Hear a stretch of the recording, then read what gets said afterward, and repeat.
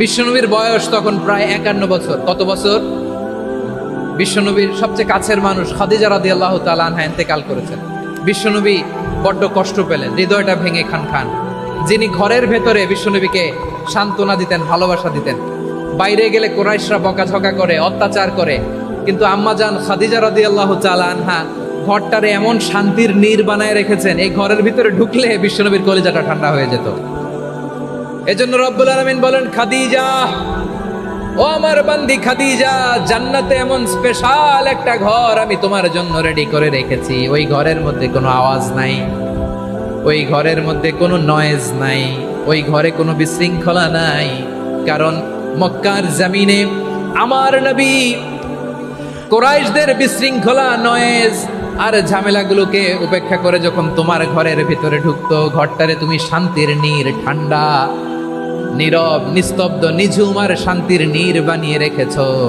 এজন্য জান্নাতে স্পেশাল একটা শান্তির নীড় আমি তোমারে উপহার দেব। ওই প্রিয়তমা স্ত্রী খাদিজা ইন্তেকাল করলেন, বিশ্বনবীর হৃদয় ভেঙে খান খান। আবার ওনার চাচা আবু তালেব ইন্তেকাল করলেন, যিনি পলিটিক্যাল শেল্টার দিতেন নবীকে। কে দিতেন? আবু তালেবের ভয়ে, বিশ্বনবীর এই চাচার ভয়ে কোনো মুশরিক নবীর গায়ে হাত দেওয়ার সাহস পায় নাই। এখন স্ত্রীও নাই, চাচাও নাই, নবীকে আশ্রয় দেওয়ার কেউ নাই। নবীর চারদিকে অন্ধকার। নবী এখন কই যাবেন?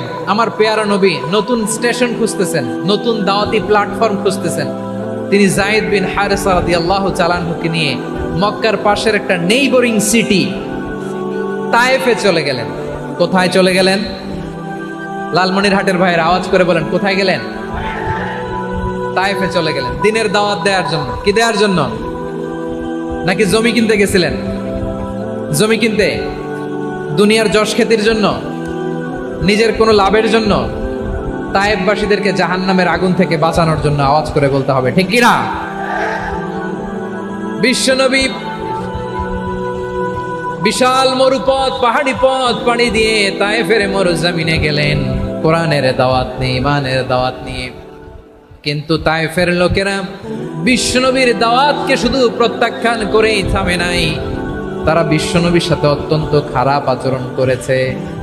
বিশ্বনবীকে শারীরিকভাবে হেনস্থা করেছে, আমার নবীকে শারীরিকভাবে অত্যাচার করেছে, আমার পেয়ারা নবীর গায়ে পাথর মেরেছে, বিশ্বনবীর গা বেয়ে ঝরঝর করে রক্ত ঝরেছে, নবী জামিনের মধ্যে লুটিয়ে পড়েছেন, আবার মেরেছে। আবার নবী হাঁটতে শুরু করলেন, পেছন থেকে আবার মেরেছে। আবার নবী রক্তাক্ত হয়ে জামিনের মধ্যে লুটিয়ে পড়লেন, আবার মেরেছে।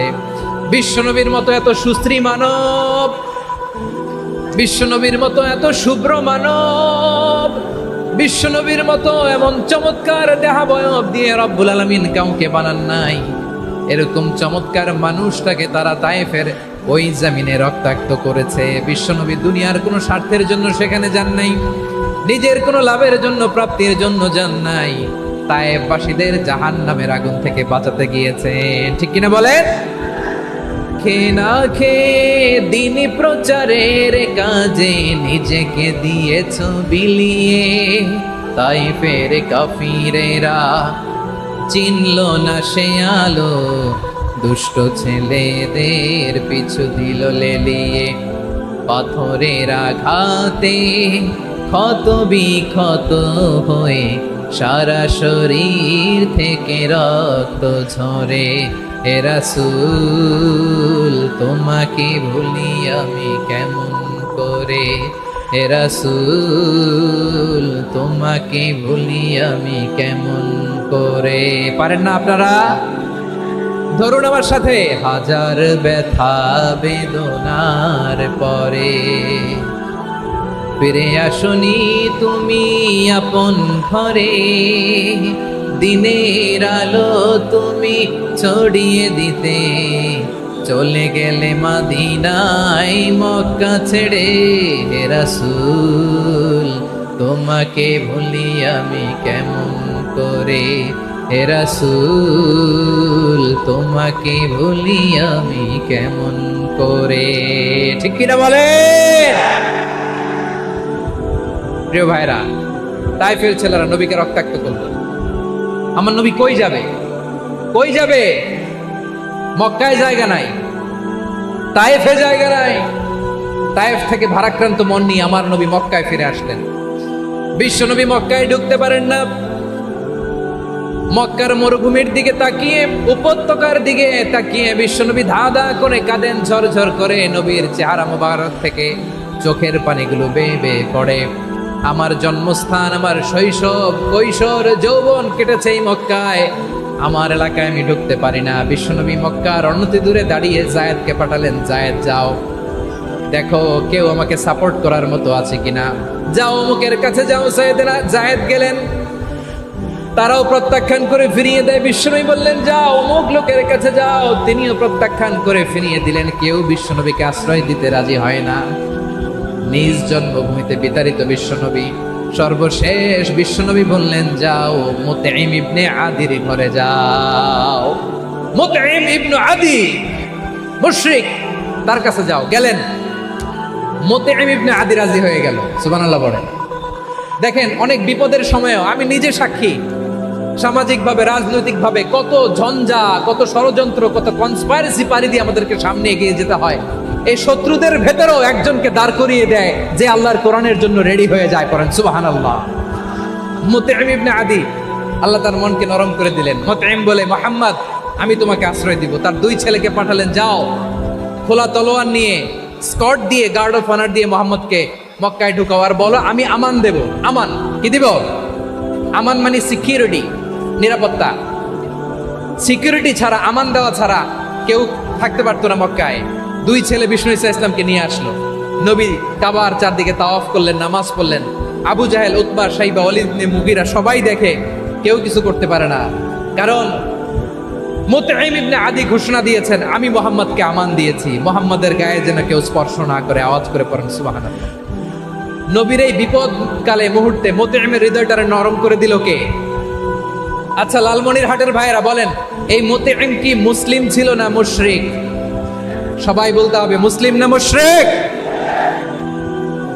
তাহলে মুশরিকের কাছ থেকে নবী পলিটিক্যাল অ্যাসাইলাম, আধুনিক রাষ্ট্রবিজ্ঞানের ভাষায় পলিটিক্যাল অ্যাসাইলাম, যেটাকে বলে রাজনৈতিক আশ্রয়, ওনার আমান বা নিরাপত্তার এই ঘোষণায় তিনি মক্কায় ঢুকলেন। যতদিন নিরাপত্তা ছিল ছিলেন। মুতঈম যখন মারা গেল, বিষ্ণু ইসলাম হিজরত করে মদিনায় চলে গেলেন। সুবহানাল্লাহ। কিন্তু মুতঈম যে বিশ্বনবীর উপকার করছে এটা বিশ্বনবী ভুলে নাই। আমাদের অনেকে আছে উপকার করার পরে আর খেয়াল থাকে না, খাওয়ার পরে গলা দিয়ে নামলে আর খেয়াল থাকে না। এরকম আছে না নাই? আমার নবী ভুলে নাই। বদরের প্রান্তরে 70 জন কাফেরকে যখন বন্দী করে বিশ্বনবীর সামনে হাঁটু গেড়ে দাঁড় করানো হলো, বসানো হলো। 70 জন কাফের। কয়জন? বিশ্বনবী তাদের দিকে তাকিয়ে বললেন, সহিহ বুখারীর বর্ণনা, লাউ কানাল মুতঈম ইবনে আদি হাইয়ান সুম্মা কাল্লামানি হাউলাই নাতনা লা তারাকতুহুম লাহু। বদরের প্রান্তরে 70 জন বন্দী কাফিরের দিকে তাকিয়ে আমার নবী বললেন, আজকে মুতঈম ইবনে আদি যদি বেঁচে থাকতো আর তোমাদের 70 জনের ব্যাপারে যদি মুতঈম এক বাক্যে একটা সুপারিশ করত, তার সম্মানে আজকে তোদের সবাই আমি মাফ করে দিতাম। সুবহানাল্লাহ নাই? বিশ্বনবী মুতঈমের এই সাহায্যের কথা বলে নাই। 70 জন মুশরিক হাঁটু গেড়ে বসা, নবী চাইলে এখনই এক্সিকিউশন অর্ডার দিতে পারে। তিনি বললেন আজকে যদি মুতঈম বেঁচে থাকতো আর মুতঈম যদি তোদের জন্য সুপারিশ করতে, এই আবর্জনাগুলোর ব্যাপারে সুপারিশ করতে, আমি মুহূর্তেই তোদেরকে এমনি মাফ করে দিতাম। এবার বলেন ইসলাম কি ন্যারো মাইন্ডেড না ব্রড মাইন্ডেড? শুধু তাই নয়, যাকে যে সম্মান দেয়ার আমার নবী দিতেন, হোক আস্তিক হোক নাস্তিক, হোক মুসলিম হোক অমুসলিম। বিষ্ণু ইসলাম যখন রোমান সম্রাটের কাছে চিঠি লিখেছেন, আমার প্রিয় লালমনিরহাটের ভাইরা অল্প কয়েক মিনিট কয়েকটা জরুরি কথা বলবো, এদিকে তাকান, এদিকে। রোমান সম্রাটের কাছে বিশ্বনবী যখন চিঠি লিখলেন মিন মুহাম্মদ রাসূলিল্লাহ ইলা হিরাকলা আযীমির রোম, মুহাম্মদের পক্ষ থেকে হিরাক্লিয়াসের কাছে, যিনি হচ্ছেন আযীমির রোম। এটা নবী নিজ থেকে বানায় লিখছেন অতিরিক্ত সম্মান দিয়ে। কোন রাষ্ট্রপ্রধান যখন আসে তাদেরকে আমরা কি বলি জানেন? তার নামের শেষে HE এটা লিখতে হয়, H.E. মানে হিজ এক্সেলেন্সি। কি লেখে? হিজ এক্সেলেন্টি অথবা ইউর হাইনেস, ইউর ম্যাজেস্টি। দেখেন বিশ্বনবী সাল্লাল্লাহু আলাইহি ওয়াসাল্লাম সব নবীদেরও নবী, তিনি একজন মুশরিক খ্রিস্টান সম্রাট, রোমান সম্রাটের কাছে চিঠি লিখতে যেয়ে লিখতেছে, ইলা হিরাকলা আযীমির রোম, হিরাক্লিয়াসের কাছে আমার চিঠি, যিনি রোমের আযীম, হিজ হাইনেস, মানে রোমের অনেক সম্মানিত এক বাহাদুর। আওয়াজ করে বলেন সুবহানাল্লাহ। তার মানে যাকে যে সম্মান দেয়ার, এটা বিশ্বনবী দিতেন। এমনকি যে ইহুদিরা ভালো ছিল, এই ইহুদিদেরও প্রশংসা করেছেন বিশ্বনবী মুহাম্মদুর রাসূলুল্লাহ সাল্লাল্লাহু আলাইহি ওয়াসাল্লাম। এক ইহুদির প্রশংসা করেছেন বিশ্বনবী। ইহুদির কার? আমি তো আমার ভাইয়ের প্রশংসা করি না, আমি তো এক আলেম আরেক আলেমরে স্পেস দেই না, আমি তো এক দায়ী আরেক দায়ীর সাথে বসতে চাই না। আমার নবী ইহুদির প্রশংসা করে। কার প্রশংসা? ওই ইহুদির নাম ছিল মুখাইরেক। সিরাত গ্রন্থ ঘাটলে পাবেন। তিনি বলেছেন মুখাইরেক খাইরু ইয়াহুদ, Mukhayriq is the best of the Jews. জুইশদের মধ্যে সে সবচেয়ে ভালো। কেন প্রশংসা করলেন তার? এর কারণ মদিনা চার্টারে কথা ছিল সব ধর্মের মুসলিম, মুশরিক, ইহুদিরা মিলে মদিনাকে রক্ষা করবে। কিন্তু তৃতীয় হিজরিতে যখন উহুদের যুদ্ধ শুরু হলো, সবার কথা ছিল যেই আক্রমণ করে আমরা মদিনাকে বাঁচাবো। কোন শহরকে বাঁচাবো? মদিনাকে। কিন্তু কুরাইশরা যখন অ্যাটাক করলো, ইহুদিরা আর আসে না, ইহুদিরা আর বেরোয় না। বিষ্ণু বললেন, ওহে ইহুদিরা, তোমরা না চুক্তি করলে আমার সাথে যে মদিনা বাঁচাতে সবাই ঝাঁপিয়ে পড়বো, আসো। একটা ইহুদিও বেরোয় না, কেউ আসে নাই সেদিন, একজন ছাড়া। তার নাম মুখাইরেক। তার নাম কি? মুখাইরেক বাহাদুরের মতো ঘোড়সাওয়ার হয়ে বেরিয়ে গেলেন এবং বললেন, গোটা ইহুদি সাম্রাজ্যের একজনও যদি না আসে, আমি মুখাইরেককে কেউ ঘরে আটকে রাখতে পারবে না। বেরিয়ে আসলেন, এসে বললেন, আমি মুহাম্মদের পক্ষে যুদ্ধ করব। আমি মারা গেলে আমার সম্পদ আমার উত্তরাধিকারীরা পাবে না, আমার সম্পদ তোমরা মুহাম্মদকে দিয়ে দিবা। সুবহানাল্লাহ বলেন। উহুদের ময়দানে 70 জন মুসলমান শহীদ হলো। এই ইহুদি, সেও মুসলমানের পক্ষে যুদ্ধ করে নিহত হলো। সুবহানাল্লাহ বলেন। মুসলিমদের লাশ যখন নিয়ে আসা হলো, এই মুখাইরিকের লাশও নিয়ে আসা হলো। মুসলিমদের লাশের পাশে মুখাইরিকের লাশ দেখে বিশ্বনবী মুখাইরিকের প্রতি অনেক খুশি হলেন। আর বিশ্বনবী খুশি হয়ে বললেন, মুখাইরিক খায়রু ইয়াহুদ, মুখাইরিক যদিও তুমি ইহুদি, তারপরেও তুমি সব ইহুদিদের মধ্যে সেরা ইহুদি। পড়েন সুবহানাল্লাহ। আমার নবী ইহুদিকেও সম্মান দিতে কার্পণ্য করে নাই। আওয়াজ করে বলেন আল্লাহু আকবার। অনেক সময় এমন হয়, হঠাৎ বিপদের সম্মুখীন হয়ে আমরা রেডি হয়ে বের হয়েছে অফিসে, হঠাৎ অ্যাক্সিডেন্টে পড়ে যাই, হঠাৎ পেটের ব্যথায় অজ্ঞান, এরকম হয় না? আপনাদের হয় না? বিষ্ণু ইসলাম বলেন, আকস্মিক দুর্ঘটনার বিপদ থেকে যদি কেউ বাঁচতে চায়, সকাল সন্ধ্যা যেন প্রত্যেকে এই দোয়াটা পড়ে। সকালে যদি 3 বার পড়ে, সন্ধ্যা পর্যন্ত হঠাৎ হঠাৎ বিপদ থেকে সে রক্ষা পাবে। To be protected from sudden calamity, sudden disaster, sudden calamity. হঠাৎ বিপদ, হঠাৎ ভয়ঙ্কর কোন আকস্মিক বিপদ থেকে আল্লাহ বাঁচায় দেয়। সকালে পড়লে সন্ধ্যা পর্যন্ত প্রোটেক্টেড, সন্ধ্যাবেলায় যদি 3 বার পরে সকাল পর্যন্ত প্রোটেক্টেড। সুবহানাল্লাহ পড়ে। দোয়াটা কি?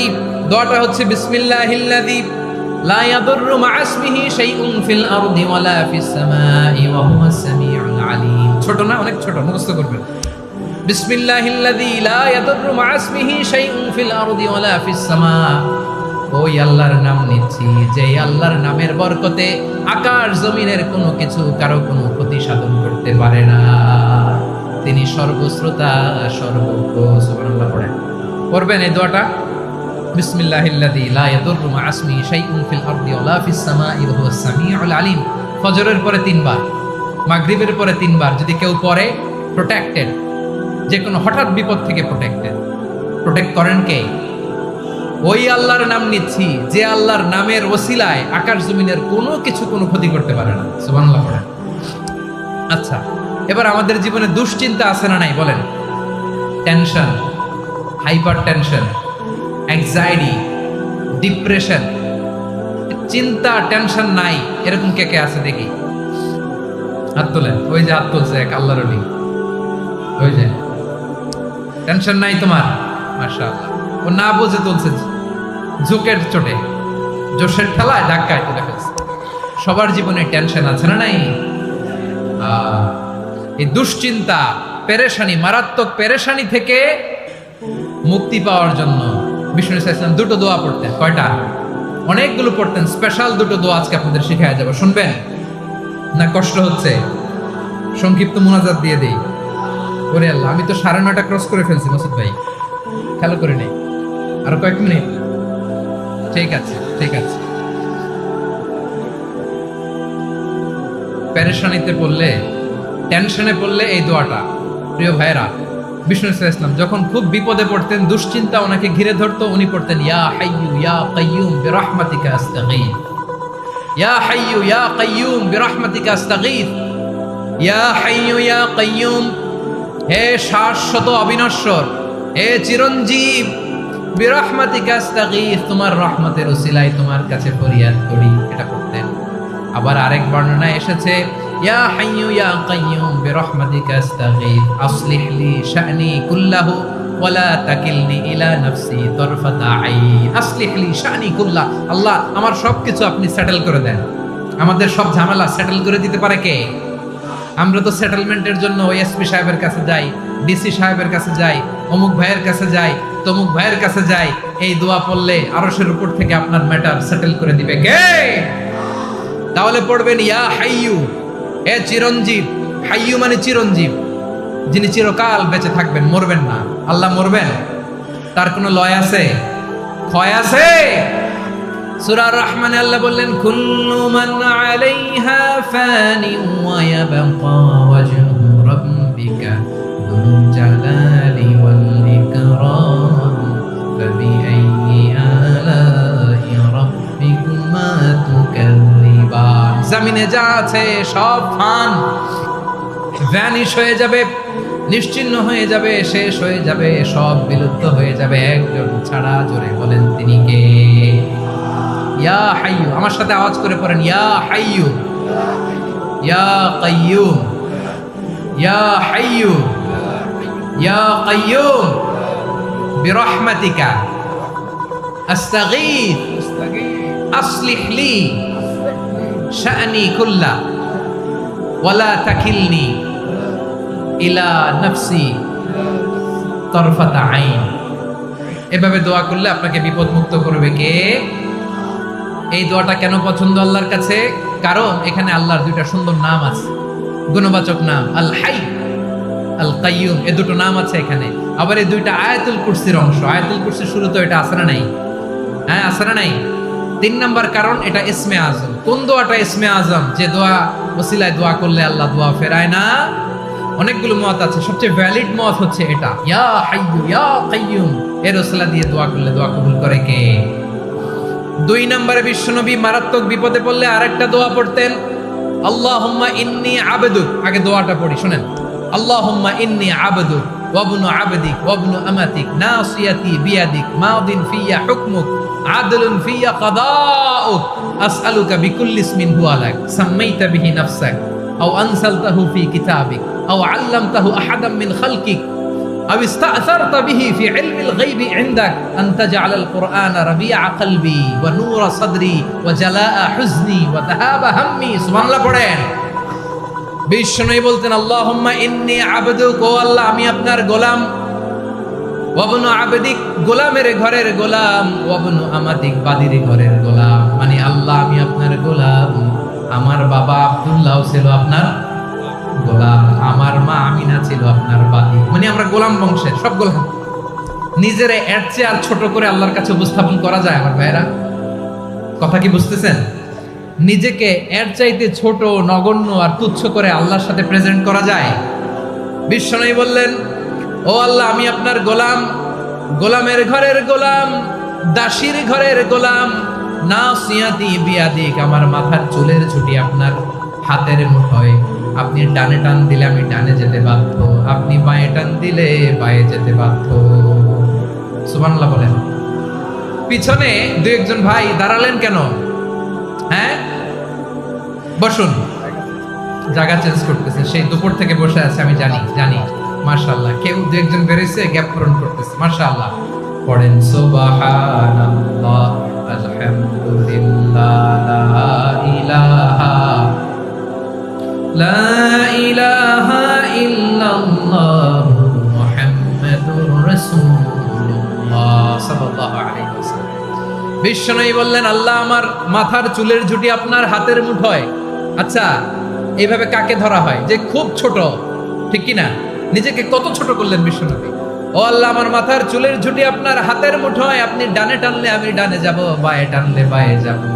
আল্লাহ, আসআলুকা বিকুল্লি ইসমিন হুয়া লাক নাসিয়াতি বিয়াদিক মাদিন ফিয়া হুকমুক। আপনার নির্দেশ আমার উপর কার্যকর হবেই হবে। আদলুন ফিয়া কাদাউক, আপনার ফয়সালা, যেই ফয়সালাই আপনি আমার জন্য করেন এটাই ইনসাফ। সুবহানাল্লাহ বলেন। আমরা আল্লাহর ফয়সালায় সন্তুষ্ট হতে চাই না। কত কমপ্লেইন, আল্লাহ তুমি এটা দিলা না, ওইটা পাইলাম না, ওইটা হইল না রে, এরকম অভিযোগ কমপ্লেইন আমাদের আছে না নাই? আর বিশ্বনবী বলতেন, আদলুন ফিয়া কাদাউক, আল্লাহ আমার জন্য তোমার যেটা ফয়সালা এটাই সবচেয়ে শ্রেষ্ঠ ইনসাফ, এর চেয়ে ইনসাফ আর হতে পারে? এভাবে কায়মন বাক্যে আল্লাহর কাছে বিশ্বনবী দোয়া করতেন। এরপরে বিশ্বনবী বললেন, আল্লাহ তোমার যত নাম আছে সব নামের ওসিলায় দোয়া করি, যে নাম তুমি আমাদেরকে জানিয়েছো, যে নাম তুমি আমাদেরকে জানাও নাই, যে নাম তুমি কোরআনে নাজিল করেছো, যে নাম নাজিল করো নাই, যে নাম শুধু নবীদেরকে জানিয়েছো। আর আল্লাহর এমন কিছু চমৎকার চমৎকার সুন্দর সুন্দর নাম আছে, এই নামগুলো রব্বুল আলামিন কাউকে জানাবে না। সুবহানাল্লাহ বলেন। আমরা তো 99 নাম জানি, 100 নাম জানি আল্লাহ, কিন্তু আল্লাহর এমনও কিছু নাম আছে যেগুলো আল্লাহ বিশ্বনবীরও জানায় নেই। এগুলো আল্লাহ ইলমুল গায়বে রেখে দিয়েছেন। দোয়ার সময় বলবেন, আল্লাহ তোমার যেই নামগুলো জানি, যেগুলো জানি না, যেগুলো কোরআনে আছে, যেগুলো নাই, যেগুলো নবীরে খাস ভাবে জানাইছে ওগুলোর উসিলায়, যেগুলো কোনোদিন জানাবাও না, তোমার ওই নামের উসিলাও তোমার কাছে চাই। আল্লাহ কোরআনকে আমার হৃদয়ের বসন্ত বানাও, আমার বক্ষের জ্যোতি বানাও, আমার চিন্তা দুশ্চিন্তা তুমি দূর করে দাও। বিশ্বনবী বললেন, এই কালিমাগুলো, এই বাক্যগুলো পড়ে যদি কেউ আল্লাহর কাছে ফরিয়াদ করে, তার হৃদয় থেকে দুশ্চিন্তা কাটিয়ে দিবে কে? পড়বেন, এই দোয়াগুলো পড়বেন। আচ্ছা, সব শেষে বলি, ঋণের বোঝায় যারা জর্জরিত, বিষ্ণু ইসলাম চমৎকার একটা দোয়া শিখিয়েছেন। আমাদের অনেকে ঋণের বোঝায় জর্জরিত, আছে না নাই? এদিকে কেউ আছেন? থাকলে হাত তোলার দরকার নেই, থাকলে এই দোয়াটা পড়বেন।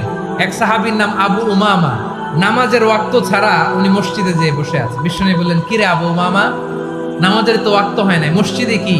সাহাবী বলে, হুমুমুন লাজিমাতনি ওয়া দুয়ুন, নবী গো, ঋণের বোঝায় এমন টেনশনে আছি, ঘরে থাকতে পারলাম না, মসজিদে চলে আসছে। বিশ্বনবী বলেন, আমি কি তোমার এমন একটা দোয়া শিখাবো যেটা পড়লে আল্লাহ তাআলা তোমার ঋণের বোঝা হালকা করে দিবে? আবু উমামা বললেন, ইয়া রাসূলুল্লাহ, অবশ্যই শিখাবেন। বিশ্বনবী বললেন, তাহলে তুমি পড়বা, আল্লাহুম্মা ইন্নী আউযু বিকা মিনাল হাম্মি ওয়াল হাযান ওয়া আউযু বিকা মিনাল জুবনি ওয়াল বুখল ওয়া আউযু বিকা মিন গালাবাতিদ দাইনি ওয়া কাহরির রিজাল। ও আল্লাহ, তোমার কাছ থেকে দুশ্চিন্তা থেকে পানাহ চাই, কৃপণতা, ভীরুতা, অলসতা, কার্পণ্যতা, এই সব কিছু থেকে, মানুষের কঠোরতা, আমার উপর মানুষের আধিপত্য এবং ঋণের বোঝা থেকে পানাহ চাই। এই দোয়াটা যখন বিশ্বনবী শিখাই দিলেন, আবু উমামা বারবার এই দোয়া করে, আল্লাহুম্মা ইন্নী আউযু বিকা মিনাল হাম্মি ওয়াল হাযান ওয়া আউযু বিকা মিনাল আজজি ওয়াল কাসাল ওয়া আউযু বিকা মিনাল জুবনি ওয়াল বুখল ওয়া আউযু বিকা মিন গালাবাতিদ দাইনি ওয়া কাহরির রিজাল। আবু উমামা বলে, এই দোয়া আমি পড়তে লাগলাম আর পড়তে লাগলাম, কিছুদিন পরে দেখা গেল বিশ্বনবীর শেখানো এই দোয়ার বদৌলতে আল্লাহ তাআলা আমার সব ঋণ পরিশোধের ব্যবস্থা করে দিয়েছেন। পড়বেন, পড়বেন। আমার প্রিয় পটুয়াখালীর ভাইরা, বিশ্বনবীর জামাতা সাইয়্যিদিনা আলী রাদিয়াল্লাহু তাআলা আনহুর কাছে এক লোক এসে বলে, হে আলী, ঋণের বোঝায় আমি জর্জরিত, আমার কিছু অর্থ দিয়ে সাহায্য করো। সাইয়্যিদিনা আলী রাদিয়াল্লাহু তাআলা আনহু বললেন, আমি কি তোমারে এমন একটা দোয়া শিখাবো যেটা বিশ্বনবী আমাদের শিখিয়েছেন? এই দোয়া যদি তুমি পড়ো, লাউ কানা আলাইকা মিসলু জাবালিন কাবীরিন দাইনান আব্দুল্লাহু আনকা, পাহাড় পরিমাণও যদি ঋণের বোঝা হয়, আল্লাহ এটা পরিশোধের ব্যবস্থা করে দেবেন।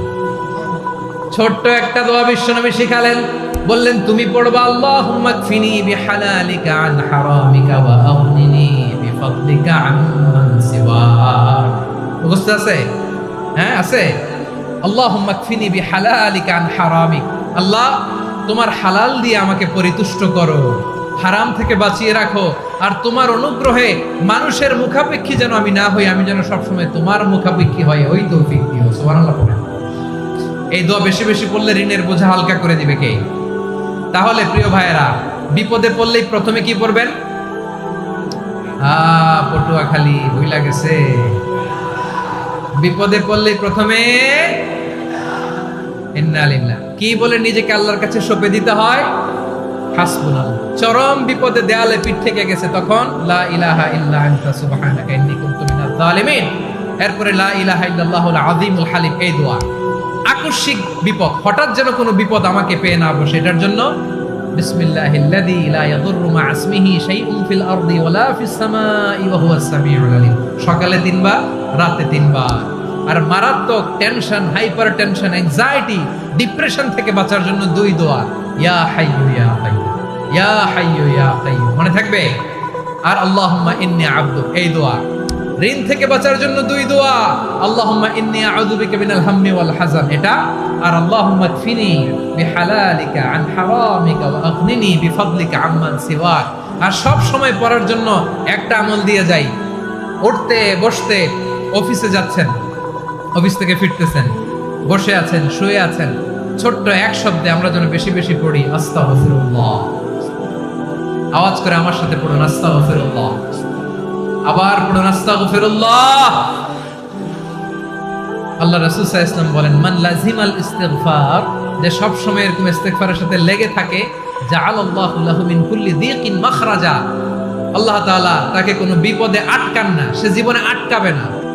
যে কোনো বিপদে আল্লাহ তার রাস্তা বের করে দিবেন, way out, you will get a way out and solution. সুবহানাল্লাহ। ওয়া মিন কুল্লি হাম্মিন ফারাজা, দুশ্চিন্তা মুক্ত হবে। ওয়ায়ারযুকহু মিন হাইসু লা ইয়াহতাসিব, এমন জায়গা থেকে আল্লাহ রিজিকের বন্দোবস্ত করবে যেটা সে কল্পনাও করে নাই। আওয়াজ করে পড়েন সুবহানাল্লাহ। তাহলে মনে থাকবে আস্তাগফিরুল্লাহর কথা। সব শেষ কথা বলবো, সব শেষ আমার প্রিয় ভাইয়েরা। এটা গেল নিজের বিপদ। কিসের বিপদ? নিজে যদি বিপদে পড়েন। অন্যের বিপদ যদি দেখেন, এটার জন্য একটা দোয়া আছে। অনেক সময় আমরা দেখি হাসপাতালে ক্যান্সারের 3rd স্টেজে চলে গেছে, লোকটা হ্যাংলা হয়ে, চিকন হয়ে, হায়রে কি কষ্ট পায়, দেখি না? বিষ্ণু বলে, একটা দোয়া যদি কেউ অন্যের কোনো বিপদ দেখে পড়ে, ওই বিপদ তার জীবনে কখনো আসবে না। শুনবেন? শোনার আগ্রহ আছে? অনেক সময় হয় যে আমরা মহাসড়ক দিয়ে যখন চড়ি, দুর্ঘটনায়, আইরে আল্লাহ, দুর্ঘটনায় মানুষের মাথা একদিকে, দেহ আরেকদিকে, ব্লিডিং, এরকম হয় না? আল্লাহ তুমি হেফাজত করো। বিশ্বনবী বলেন, এই দুর্ঘটনা দেখে কেউ যদি এই দোয়াটা পড়ে, তার জীবনে সে কোনোদিন এরকম অ্যাক্সিডেন্টের সম্মুখীন হবে না। শুনবেন? বিশ্বনবী বলেন, অন্যের বিপদ দেখে কেউ যদি পড়ে, আলহামদুলিল্লাহিল্লাযী আফানি মিম্মা বাতালাকা বিহি ওয়া ফাদ্দালানি আলা কাসীরিন মিম্মান খালাকা তাফদীলা, মানে প্রশংসা সে আল্লাহর, যে আল্লাহ তাআলা তোমাকে যেই জিনিস দিয়ে পরীক্ষা করেছে, আমাকে ওইটা থেকে বাঁচিয়ে দিয়েছে। তোমাকে আল্লাহ যেই বিপদে ফেলেছে, আমাকে ওই বিপদ থেকে তিনি মুক্ত রেখেছে, আর তার অনেক সৃষ্টির উপর আমাকে তিনি প্রাধান্য দিয়েছে। সুবহানাল্লাহ পড়েন। যে কোনো বিপদ, কারো ক্যান্সার দেখে যদি এই দোয়াটা আপনি বিশ্বাসের সাথে পড়েন, জীবনে কোনোদিন ক্যান্সার রোগে আক্রান্ত হবেন না। দুর্ঘটনা দেখে যদি পড়েন, ওই দুর্ঘটনা আপনাকে স্পর্শ করবে না। যে কোনো কারো বিপদ দেখে যদি কোনো বিশ্বাসী বান্দা এই দোয়া পড়ে, বিশ্বনবী বলেন, লাম ইউসিবহু যালিকাল বালা, ওই বিপদ তাকে আর ধরবে না। উফিয়া মিনহু মিন যালিকাল বালা কাইনাম মা কান, সে যতদিন হায়াত পাবে কোনোদিন ওই বিপদ তাকে স্পর্শ করবে না। এই দোয়াটা পড়তে রাজি আছেন আমার প্রিয় ভাইরা? তাহলে পুরো আলোচনার সেন্ট্রাল থিম হচ্ছে, আমাদের জীবনে বিপদ আসবে, কষ্ট আসবে, দুঃখ আসবে, কিন্তু বিপদে আপদে আমরা হাল ছেড়ে দিব না, হতাশ হব না। মুমিন হতাশ হয় না, নিরাশ হয় না, হাল ছেড়ে দেয় না। মুমিন ভরসা রাখে একজনের উপর। আওয়াজ করে বলুন, চিনি কে? বিপদে পড়লে আমাদেরকে উদ্ধার করে কে? আবার আমাদেরকে যদি কোনো নেয়ামত আল্লাহ দিতে চান, ওইটা কেড়ে নেওয়ার ক্ষমতা কারো আছে? তাহলে আমরা কানেক্টিভিটি বাড়াবো কার সাথে? আমাদের প্রার্থনার ফরিয়াদের হাত তুলবো কার কাছে? রাজি আছেন পটুয়াখালীর ভাইয়েরা? মনে থাকবে কথাগুলো? আল্লাহ তাআলা আমাদের সবাইকে কথাগুলো বোঝার ও আমল করার তৌফিক দান করুন। আমি আপনাদের আতিথেয়তা, আপনাদের ভালোবাসায় মুগ্ধ হয়েছি, ইমপ্রেসড হয়েছে। আলহামদুলিল্লাহ। লক্ষ লক্ষ তাওহীদি জনতা, কোনো ডিস্টার্ব নাই, কোনো হই হুল্লোড় নাই, মারামারি নাই। পটুয়াখালী আজকে হিস্ট্রি তৈরি করেছে।